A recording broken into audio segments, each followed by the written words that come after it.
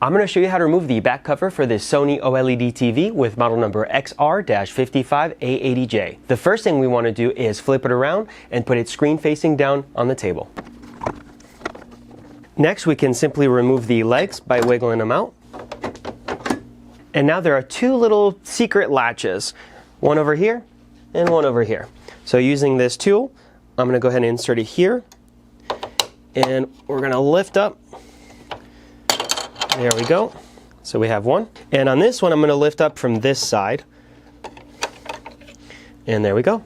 Now on my set, I have 4 screws over here for the wall mount. And finally, to remove the remaining cover, I'm going to lift it this way.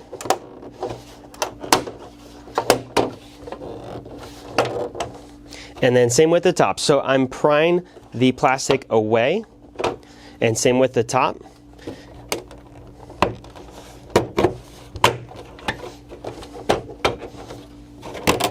And we're just going to work our way around.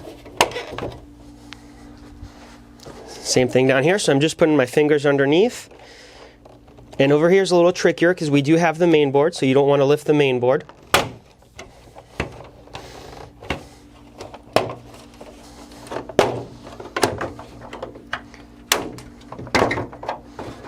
And then just to assist, I'm going to use my pry tool here where the main board is, and there we go. We've now exposed our circuit boards.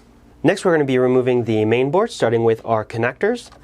So there's a little clip over here. I'm going to be pressing down with one finger and wiggling out the cables. Same with this one. And there we go. Now for these ribbons, they're a little bit different. On these 2 ribbon clips, there is a little metal bar over here. So I'm going to press it down with my tool and then wiggle it out with my other hand. Same over here. Putting pressure with my tool, and we can wiggle out the ribbon. Now these ribbons are very fragile, so you don't want to be yanking or pulling very hard on these. Now these 2 are a little bit different.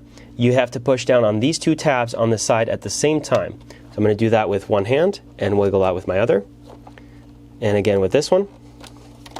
Now the very important thing is there's 2 little teeth on each side. You do not want to break those, otherwise they're going to get stuck inside of your connectors and you won't be able to reconnect this connector correctly into your replacement board or into the board once you get it back, once it's fixed.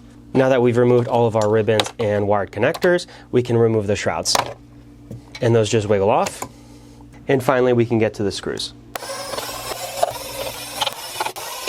Now the last step is to remove the main board. Don't go too hard on it. There's going to be a little resistance behind the processors because of thermal pads. So you just want to gently wiggle it off. Just like that. And these are the pads I'm referring to. And we have successfully removed the main board. If you found the content helpful or useful, make sure to hit that like button, subscribe for more content, and thank you for watching.